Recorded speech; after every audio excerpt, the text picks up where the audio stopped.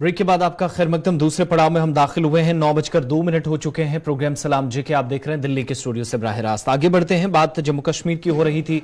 कुछ अहम मौज़ूआत, अहम खबरें और भी आप तक पहुंचाना इंतहाई जरूरी। कुछ सवाल जवाब, अदालत के फैसले, हुकूमत के फैसले, अवाम के तासुरात, सारी चीजें आपके सामने रख रहे हैं एक एक करके। अब जरा बात करते हैं साबिक मरकजी वज़ीर सेहत और साबिक वज़ीर आला जम्मू कश्मीर गुलाम नबी आज़ाद की, जिनकी जब ऑटोबायोग्राफी अभी सामने नहीं आई थी, रिलीज नहीं हुई थी, उससे 24 घंटे पहले ही दिल्ली से जम्मू कश्मीर तक काफी हंगामा मचा हुआ था। और उनके एक बयान ने या फिर किताब के अंदर चंद चीजें जो उन्होंने लिखी हैं, उन तहरीरी पॉइंट्स ने एक बार फिर से सियासी तौर पर गर्माहट पैदा कर दी है जम्मू कश्मीर के अंदर भी। गुलाम नबी आजाद की तरफ से कुछ बड़े इंकिशाफ किए गए हैं। ऑटोबायोग्राफी जो परसों रिलीज हुई थी दिल्ली के अंदर, डॉक्टर करण सिंह भी इस तकरीब का हिस्सा थे, दीगर कई लीडरान, कल सारी डिटेल्स आपके सामने रखी थी। लेकिन एक एक चीजें खुलकर सामने आ रही हैं कि आजाद नामी इस स्वाने उम्री के अंदर गुलाम नबी आजाद ने क्या और किस तरीके से अपने तजर्बे को जाहिर किया है या उसका इस्तेमाल करते हुए कैसे किताब उन्होंने लिखी है। पीपल्स डेमोक्रेटिक पार्टी, कल तक हम आपको बता रहे थे कि कांग्रेस भी निशाने पर थी। कश्मीरी पंडितों का मामला, सारी चीजें, उस पर जवाब भी कल आए, बैकफायर किया गया। लेकिन पीपल्स डेमोक्रेटिक पार्टी भी, जिसका जिक्र उनने साल 2001-2 का किया, जब जम्मू कश्मीर के अंदर हुकूमत बनाई जानी थी, और 3-4 बड़े इंपॉर्टेंट पॉइंट्स गुलाम नबी आजाद के एक तरह से इल्जाम कह लीजिए या उनकी तरफ से नाराजगी कह लीजिए, या जो उन्होंने किताब में लिखा है, वो सारी चीजें आपके सामने रख रहे हैं।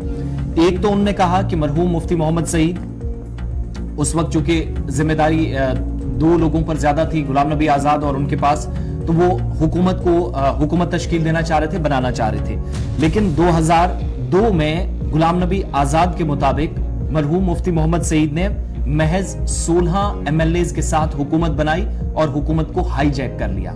एक तो ये बात उनकी तरफ से अपने स्वाने उम्री में कही गई।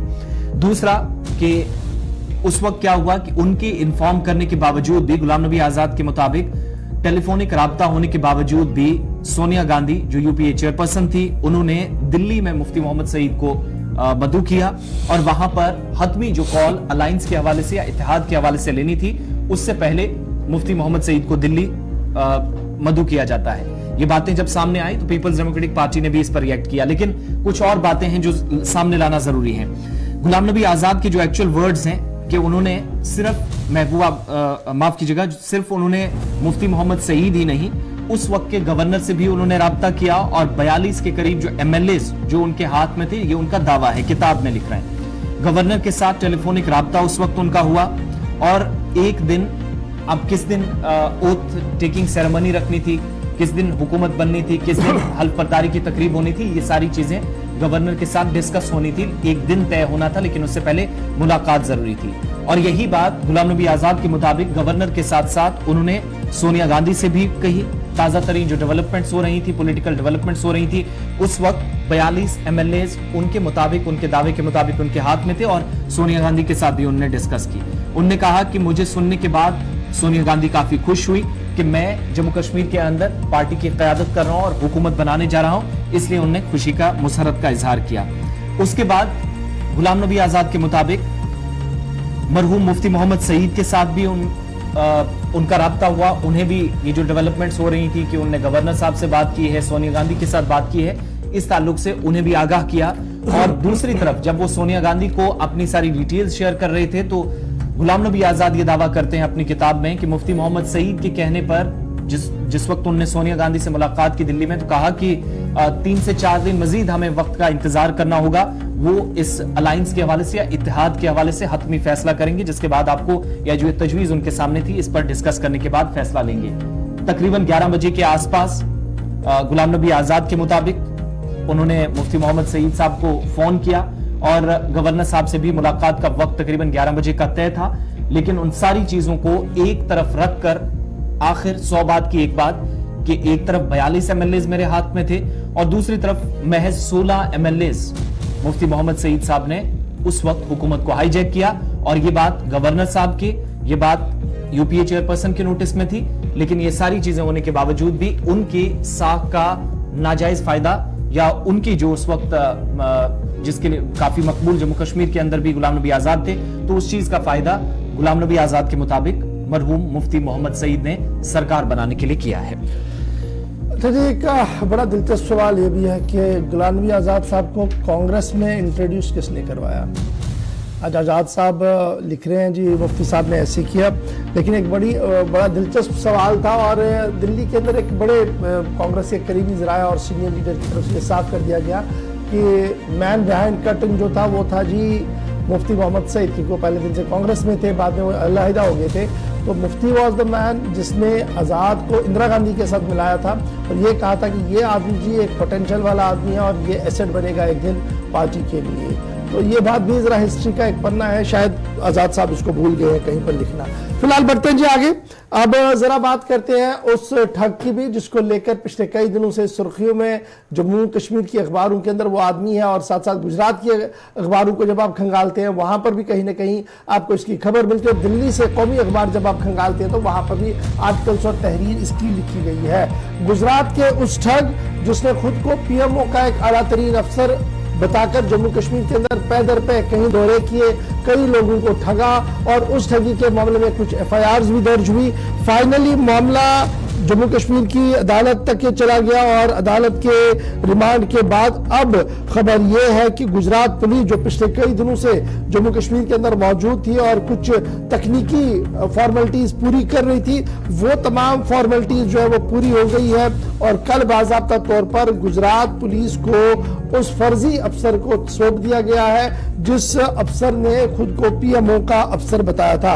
कश्मीर पुलिस की तरफ से हैंडओवर कर दिया गया वजीर आज़म दफ्तर के फर्जी अफसर को गुजरात पुलिस को, क्योंकि गुजरात पुलिस ये चाह रही थी कि उनके खिलाफ ऑलरेडी कुछ एफआईआर वहां पर भी है और वो उनसे पूछताछ करना चाहती है। 1 महीने के अंदर अंदर ये पूरा मामला जो है वो सामने आया जब श्रीनगर के अंदर उसकी गिरफ्तारी हुई। जम्मू कश्मीर पुलिस ने कल रात देर के किरण जगदीश बाई पाटिल को बाज़ाब्ता तौर पर 5 मेंबरों की टीम जो गुजरात पुलिस से आई थी, ये वो तस्वीरें भी आप देख सकते हैं जी जब उनकी मुंतकली हो रही थी, उन 5 मेंबर टीम को दे दिया है जो इन ऑर्डर जो कोर्ट ऑर्डर की तरफ से कहा गया था कि आप इसे हैंडओवर कर सकते हैं। पाटिल को हैंडओवर करते वक्त गुजरात पुलिस के 5 आला तरीन अफसर मौजूद थे और हुकूमती सतह पर जम्मू कश्मीर पुलिस और सीजीएम के ऑर्डर्स के तहत ही जो एप्लीकेशन मूव किया गया था क्राइम ब्रांच अहमदाबाद की तरफ से, उन्हें हैंडओवर कर दिया गया है। सीजीएम श्रीनगर राजा तस्लीम ने अपने ऑर्डर में यह साफ कर दिया गया कि जब ये हैंडओवर का सिलसिला होगा तो ये याद रखिएगा जब भी जरूरत जम्मू कश्मीर पुलिस को होगी उसे वापस दिया जाएगा, ताकि यहाँ पर जो पर्चे लगे हुए हैं उन पर्चों की भी छानबीन साथ साथ चलती रहे। और ये बड़ा इंपॉर्टेंट है, जो फर्जी ठग है जेबी पाटिल साहब, इन्हें एक तो गिरफ्तार तो कर ही लिया है, लेकिन बड़ा सवाल ये भी है कि इनके ऊपर मजीद एफआईआर भी है कि उन्होंने लोगों के साथ कुछ एमओयू साइन किए तिजारत के हवाले से, लेकिन अभी तक उस पूरे मामले पर कुछ भी नहीं हुआ है। तो फाइनली इसे ट्रांसफर कर दिया गया जी गुजरात पुलिस को और सीजीएम की अदालत में बाज़ाब्ता तौर पर तमाम तर तैयारियां मुकम्मल हुई। इससे पहले इनकी अहलिया को भी गिरफ्तार किया गया है फर्जी धोखाधड़ी के मामले में और दोनों मियां बीवी जो है वो अब गुजरात पुलिस की तहवील में है। देखना होगा कि गुजरात पुलिस मजीद क्या कुछ इनसे उगलवाती है। सवाल यहाँ पर सिर्फ इतना है कि सिक्योरिटी ब्रीच हुआ है और ये सिक्योरिटी ब्रीच एक बार नहीं हुआ, कई बार हुआ है और किस तरीके से सिक्योरिटी ब्रीच हुआ है उस पर सूबाई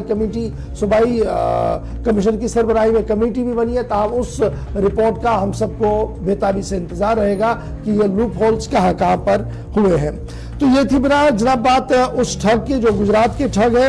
अब जरा बढ़ते हैं आगे, बात करते हैं गवर्नर साहब की, लेफ्टिनेंट गवर्नर साहब की, क्योंकि आज का दिन लेफ्टिनेंट गवर्नर ने अवाम के नाम वक्फ कर दिया है और खबर यह है कि लेफ्टिनेंट गवर्नर मनोज सिन्हा का आज शेड्यूल्ड वीडियो कॉन्फ्रेंसिंग है और ये वीडियो कॉन्फ्रेंसिंग इंटरेक्शन जो है वो आम लोगों के साथ होगी जिनका ऑलरेडी आज तय शेड्यूल है। तो आज इंटरेक्शन सेशन होगा जी, लोगों के साथ ग्रीवेंस सुनी जाएंगी गवर्नर साहब की तरफ से और उनको एड्रेस करने के अहकाम भी जो है वो जारी किए जाएंगे। तो इस सिलसिले में गवर्नर ऑफिस की कम्युनिकेशन के बाद जम्मू कश्मीर इंतजामिया मुतहरिक हुई है और आज बाज़ाब्ता तौर पर एडमिनिस्ट्रेटिव सेक्रेटरी रैंक के जितने भी अफसर हैं वो मौजूद रहेंगे। Director general police Jammu Kashmir मौजूद रहेंगे, डायरेक्टर जनरल इम्पाद यानी वो मौजूद रहेंगे, डिविजनल कमिश्नर कश्मीर और जम्मू दोनों को मौजूद रहने के लिए कहा गया है जी। एडीजीपी कश्मीर और जम्मू दोनों को रखा गया है और डिप्टी कमिश्नर तमाम जिले के डिप्टी सुपरिटेंडेंट्स ऑफ पुलिस सभी जिलों के, और उसके साथ साथ ये शेड्यूल्ड मीटिंग जो है ये सिविल सेक्रेटरी जम्मू के अंदर होगी, लेकिन तमाम अफसरान जो है वो अपने अपने इलाकों के अंदर से वीडियो कॉन्फ्रेंस के जरिए से मौजूद रहेंगे ताकि जो भी कोई मामला होगा उसे पूरी तौर पर हल किया जाए और जो डायरेक्शंस पास ऑन की जाएगी उसका एड्रेस हो। अब बहुत सारे लोग पूछ रहे हैं कि साहब हमें तो पता ही नहीं लगा। इस सिलसिले में आपने गवर्नर दफ्तर के साथ बिल्कुल राब्ते में रहना है और जिस दिन भी ये मुलाकात का सिलसिला होता है उस दिन गवर्नर ऑफिस से बाज़ाब्ता तौर पर कॉल बैक होता है, आपको टाइम दिया जाता है और उसी टाइम के आसपास आप वीडियो कॉन्फ्रेंस के जरिए से अपनी बात मनोसिना सर तक पहुंचाते हैं और जिसका अजाला वो करवाते हैं जी ओपन दरबार के अंदर। तो आज ये दरबार सजेगा जम्मू के अंदर, लेकिन तमाम deputy commissioners, superintendent of police, उसके साथ एडमिनिस्ट्रेटिव सेक्रेटरीज और दीगर महकमों के जिम्मेदारों को लाइन ऑन रखने की बात कही गई है ताकि अगर कोई मामला हो उसे ऑन स्पॉट ही निपटाया जा सके।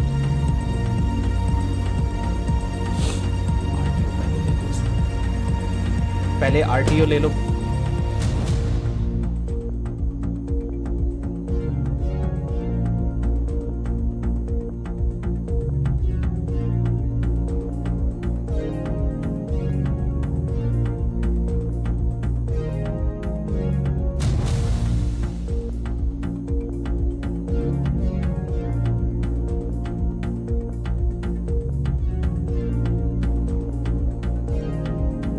चलिए आगे बढ़ते हैं, बात जरा ट्रांसपोर्ट की करते हैं क्योंकि आरटीओ कश्मीर ने एक और संगमेल अबूर किया है। आपको बता दें रीजनल ट्रांसपोर्ट ऑफिस कश्मीर ने माली साल 2022-23 में 313.47 करोड़ रुपए की आमदनी हासिल की है और अगर देखा जाए गुज़िश्ता माली साल 2021-22 के मुकाबले में 20% इसमें इजाफा हुआ है। ये जो पूरा 313.47 करोड़ है, इसमें 237.45 करोड़ रुपए टोकन टैक्स, 14.47 करोड़ रुपए लाइसेंस फीस, 9.41 करोड़ रुपए, 1.95 करोड़ रुपए मुसाफिर टैक्स शामिल है। ट्रैफिक के मुख्तलिफ कवानीन की खिलाफ वर्जी पर गाड़ी चलाने वाले से कंपाउंड फीस वो भी इसमें शामिल है। मुसाफिर टैक्स पर खुसूसी तवज्जो के साथ महकमा की तरफ से साल 2022-23 में 630% की नुमाया नमू दर्ज की गई। एडिशनल ट्रांसपोर्ट कमिश्नर ने महकमा के अफसरान और एहलकारों को 300 करोड़ का संगमेल अबूर करने पर मुबारकबाद पेश की और तमाम अहदेदारों से कहा गया कि वो साल 2023-24 के लिए दोहरे जोश और जज्बे के साथ काम करें और तरक्की की इस कहानी को जारी रखा जाए। ये भी बताया गया कि माली साल 2022-23 के दौरान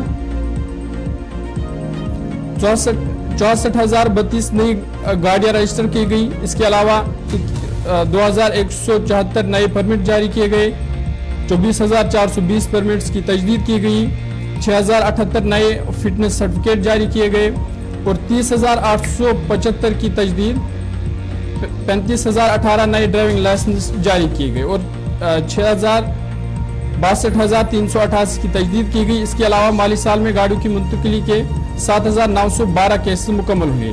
बताया गया कि मोटर व्हीकल एक्ट के तहत बार बार होने वाले मुख्तलिफ जराइम के लिए जायजा लेने के दौरान 55 ड्राइविंग लाइसेंस, गाड़ियों के 92 रजिस्ट्रेशन सर्टिफिकेट और 106 कमर्शियल परमिट मुअत्तल या मनसूख किए गए। इसके अलावा ट्रैफिक की जराइम पर मोटरसाइकिलों से टैक्स और फीस की वसूली और जुर्माने हमवार आसान हो गए हैं और ऑनलाइन खिदमात और ऑनलाइन अदायगी के निज़ाम के मुताबिक होने के बाद तामील में भी बेहतरी आई है। कम इंसानी वसाइल के बावजूद सड़कों पर गश्त को मजबूत किया गया है। महकमा ट्रांसपोर्ट शिफाफ और हमवार पॉलिसी के साथ तरक्की की राह पर गमजन है।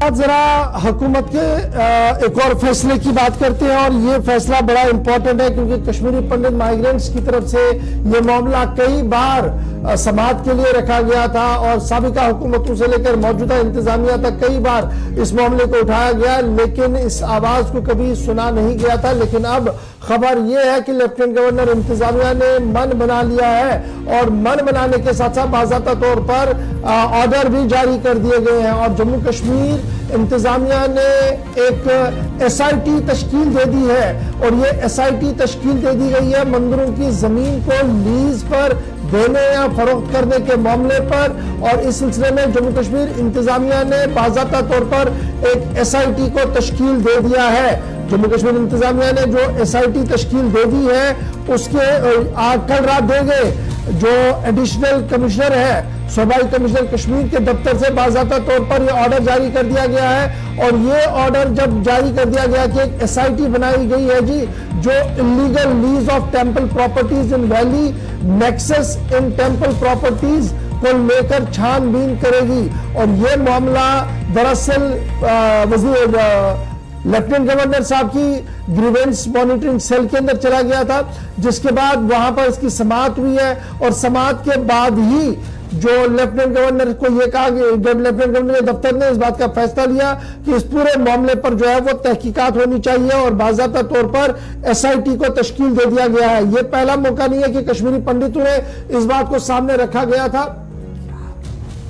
इस बात को सामने रखा था कि इनकी प्रॉपर्टी जो माइग्रेंट प्रॉपर्टीज है, स्पेशली मंदिरों को लेकर इनको बेचा गया है। तो इस सिलसिले में अब बाज़ाब्ता तौर पर एक SIT बना दी गई, और SIT ने बाज़ाब्ता तौर पर लेफ्टिनेंट गवर्नर साहब के हुक्मनामे पर इस SIT को तश्कील दे दिया गया है। और यह तश्कील बड़ी इंपॉर्टेंट है।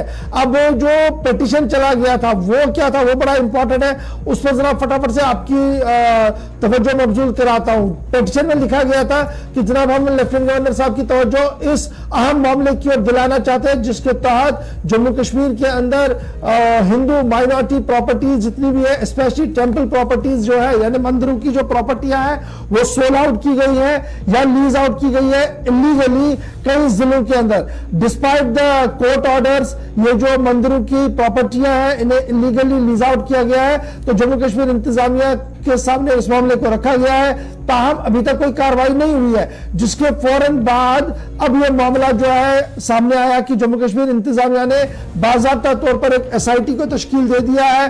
और SIT तश्कील देने का मतलब सिर्फ इतना है कि इस पूरे मामले की तहकीक हो और जिन लोगों ने इस तरीके से किया है उनके खिलाफ कार्रवाई हो। अभी कुछ चीजें जो इसमें रखी गई हैं कि कौनखंड डलगेट के अंदर भी कोई 25 कनाल जमीन है जी, फिर आगे ये भी कहा गया कि कुछ और मकामात पर जमीनें हैं, जमीनों की तफसील भी इस लिस्ट के अंदर जो है वो दे दी गई है। और श्रीनगर के आसपास के इलाकों के अंदर जो जमीनें थी तो उन्हें या तो फरोख्त किया गया है या किसी न किसी तरीके से लीज आउट किया गया, जो सरीहन कानून की खिलाफ वर्जी नहीं हो सकता। अब इस पूरे मामले पर SIT को तश्कील दे दिया गया है और SIT अपनी रिपोर्ट जो है वो सूबाई कमिश्नर को सौंपेगी, जिसके बाद मजीद कार्रवाई आगे बढ़ेगी। क्योंकि कश्मीरी पंडितों की कई तंजीमों की तरफ से लगातार यह इल्जाम लगाया जा रहा था कि जनाब उनकी प्रॉपर्टीज को, यानी मंदिरों की प्रॉपर्टीज को सोल्ड आउट किया गया। तो फिलहाल अब SIT तश्कील दे दी गई है सूबाई सतह पर कश्मीर के अंदर, और ये SIT काम करेगी और देखेगी कि कितनी हकाइक इसमें है जो इल्जामात लगाए गए हैं दरख्वास्त के जरिए से। हमास लोग हैं, हमास।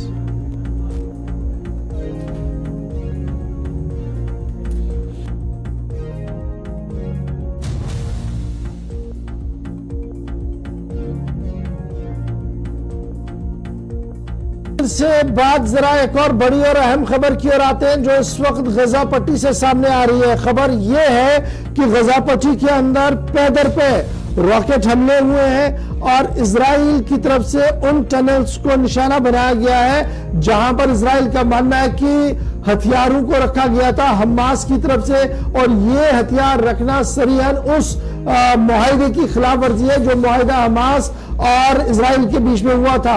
और उसके फौरन बाद ये कार्रवाइयां जो हुई है, एयर डिफेंस फोर्स को काफी एक्टिव कर दिया गया है। अभी जो इब्तिदाई खबरें आ रही है कि गजा के आसपास नॉर्थ सेक्टर में पैदर पे रॉकेट हमले हुए हैं, जिसके बाद सूरत हाल अबतर बनती हुई नजर आ रही है। इधर ईरान के सदर की तरफ से OIC के नाम एक खत रवाना कर दिया गया है, जिसमें फिलिस्तीन के मामले पर पूरी तौर पर एक इजलास को तलब करने की मांग की गई है और अरब लीग से यह मुतालबा किया गया है कि फिलिस्तीन पर दबाव, इजराइल पर दबाव बनाया जाए कि वो जंगबंदी करे और निहत्ते फिलिस्तीनियों का खून इस तरीके से ना बहाए। इस वक्त की बड़ी खबर इजराइल से, जहां पर पे दर पे हमले हुए और पिछले 2-3 दिनों से आप देख रहे हैं कि किस तरीके की सूरत हाल वहां पर हुई है। कभी मस्जिद अक्सा के अंदर की तस्वीरें सामने आ रही है, कभी बाहर की तस्वीरें सामने आ रही है और अब जो बड़ी खबर इस वक्त आ रही है कि पे दर पे रॉकेट हमले फिलिस्तीनियों पर किए गए हैं इजराइल की तरफ से। इजराइल का यह मानना है कि यह रॉकेट हमले उन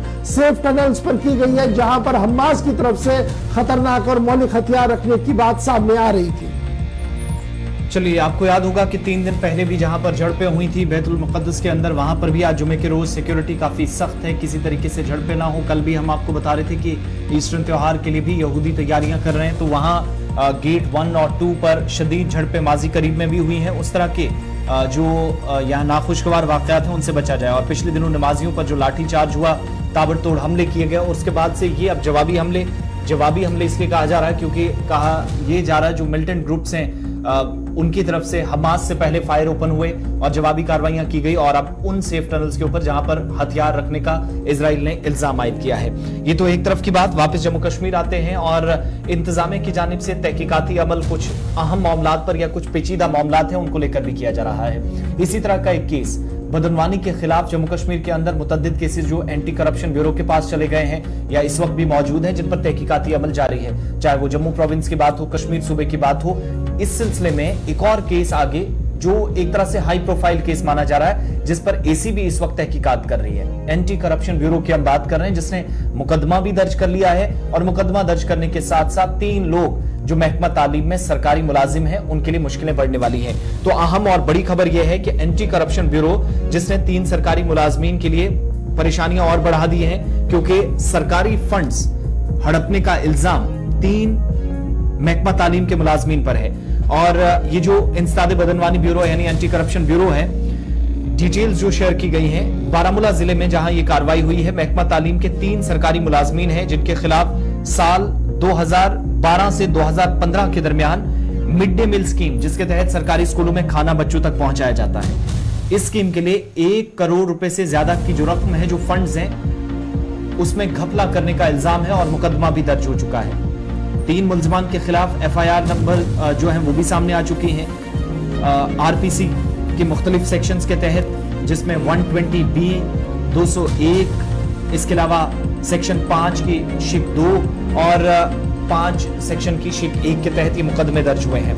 केस के अंदराज के फौरन के बाद हुआ क्या है कि सर्च वारंट भी जारी किए गए हैं और इनकी रिहाइशगाहों की तलाशी का भी जो बावसूख जराए बता रहे हैं कि ये जो सरकारी मुलाजमीन हैं इनकी रिहाइशगाहों पर भी तलाशी ली जाएगी और ये सिलसिला आप देखेंगे आने वाले दिनों में तेज होगा। और शायद बहुत जल्द ये खबर भी आप सुने कि 3 सरकारी मुलाजमीन जो महकमा तालीम के तहत काम कर रहे हैं, सीनियर ऑफिशियल्स हैं, इन पर जो इल्जामात हैं, पूछताछ के लिए इनको हिरासत में भी लिया जा सकता है एंटी करप्शन ब्यूरो की तरफ से।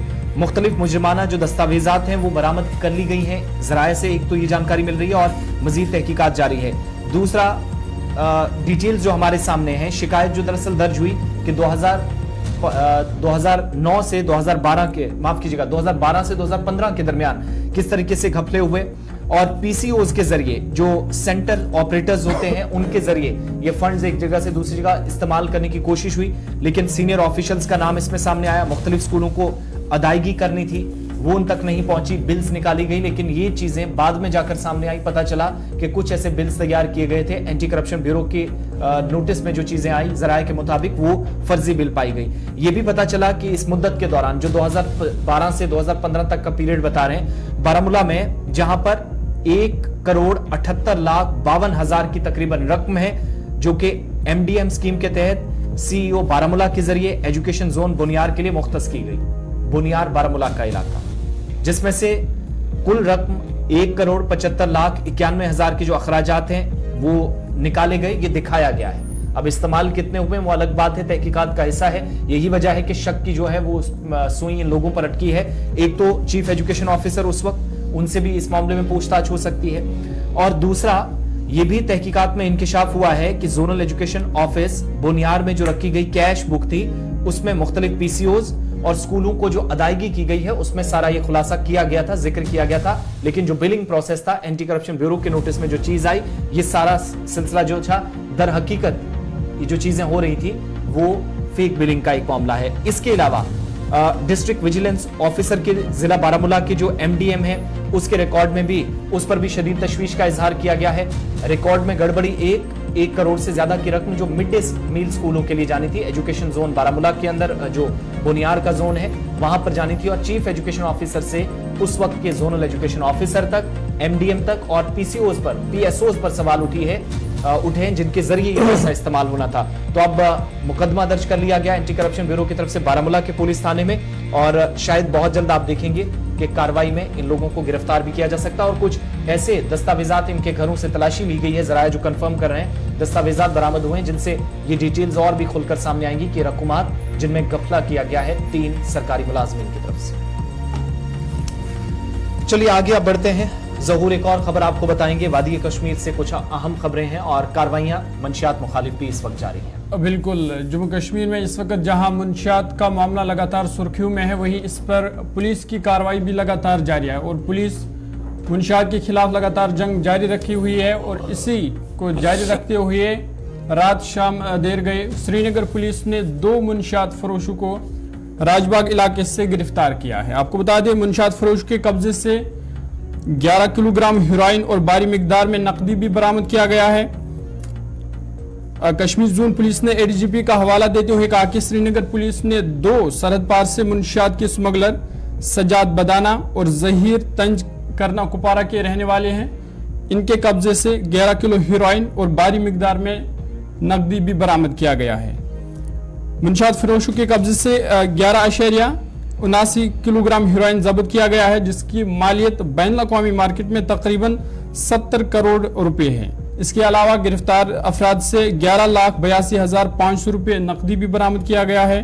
और इस सिलसिले में पुलिस ने राजबाग पुलिस स्टेशन में एनडीपीएस एक्ट के तहत गिरफ्तार अफराद के खिलाफ केस दर्ज किया है और मजीद तहकीकात जारी है। 11 किलो के आसपास हेरोइन, 70 करोड़ रुपए की जो इंटरनेशनल मार्केट में इसकी कीमत एक, और दूसरा 11,82,500 रुपए श्रीनगर पुलिस ने रिकवर किए हैं। अब ये दूसरी तस्वीर है जो आपके सामने, और पहली वाली तस्वीर है वो अलग है। ये वो 2 लोग हैं जिनको कहा जाता है, जिन पर इल्जाम है कि सरहद पार से ये मंशियात लाकर इस तरफ जो है वो फरोख्त करने का काम करते थे। जो उनसे फरोख्त हुआ है वो कश्मीर पुलिस और श्रीनगर पुलिस की तरफ से ऑफिशियल ट्विटर पर जानकारी भी दी गई। दूसरी तस्वीर जो है उसमें नाका चेकिंग के दौरान बिमना से मोहम्मद यूसुफ नाम का एक और शख्स, ये जिसकी गिरफ्तारी अमल में लाई गई है, और एनडीपीएस एक्ट इस शख्स पर लग चुका है बिमना पुलिस थाने में। और बताया जाता है कि इससे भी तकरीबन 43 ग्राम के आसपास हेरोइन जो है वो पुलिस ने रिकवर की है, और एफआईआर नंबर 33/23 पुलिस की तरफ से दर्ज कर ली गई है केस। 2 अलग अलग तस्वीरें। ये नॉर्थ कश्मीर का असल में वाकया है, और श्रीनगर आते आते पुलिस ने कार्रवाई की। 2 लोगों की तलाश थी, और जो 2 लोग हैं, सजाद अहमद बटाना जो ज़हूर ने आपको नाम बताया, और दूसरा जहीर, ये दोनों जो हैं वो कुपवारा के रहने वाले हैं, लेकिन सरहद के आसपास मंशियात के हवाले से इन दोनों की गैर कानूनी सरगर्मियां पाई गई, जिसके बाद ये कार्रवाई हुई है। एक तरफ की तस्वीर, लेकिन इसी जिले के अंदर एक और कार्रवाई हुई है। हथियारों की तस्वीर भी जरा दिखा दीजिएगा।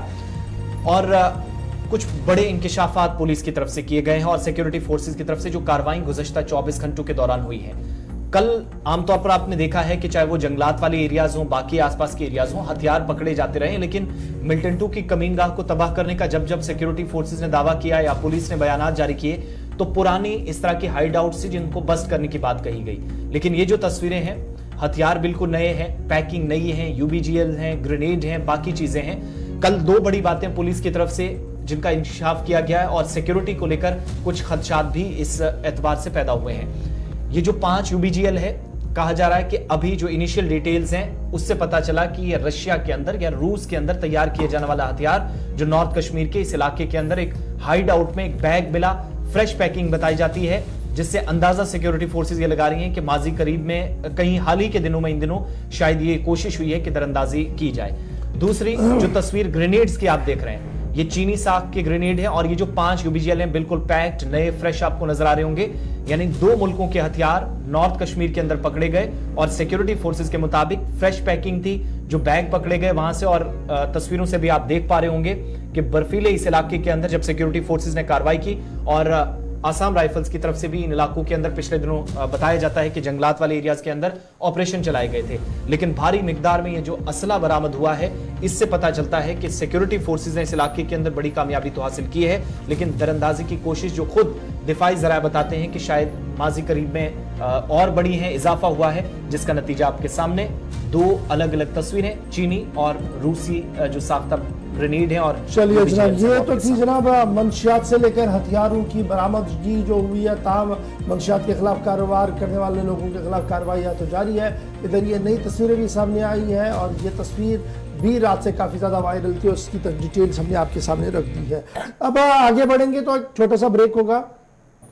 ब्रेक के उस पार बताएंगे आपको कि इल्तिजा मुफ्ती आज प्रेस कॉन्फ्रेंस क्यों करने जा रही है और इल्तिजा मुफ्ती का जो मामला था पासपोर्ट का वो कहां तक पहुंचा है उस पर एक छोटी सी बात करेंगे। फिर महकमा तालीम के state board of school education ने कमर कस ली है इम्तिहानात के हवाले से। ये कहां पर इम्तिहान होने, किन क्लासों के इम्तिहान है, ज़रूर आपको डिटेल्स बताएंगे। आगे चलेंगे तो फिर आपको अस्पतालों की भी कहानी बताएंगे और रेलवे क्या कुछ करने जा रहा है उस हवाले से भी बात करेंगे। छोटा सा ब्रेक होगा, ब्रेक के फौरन बाद हाजिर होंगे। उम्मीद है कि आपका और हमारा साथ जारी रहेगा।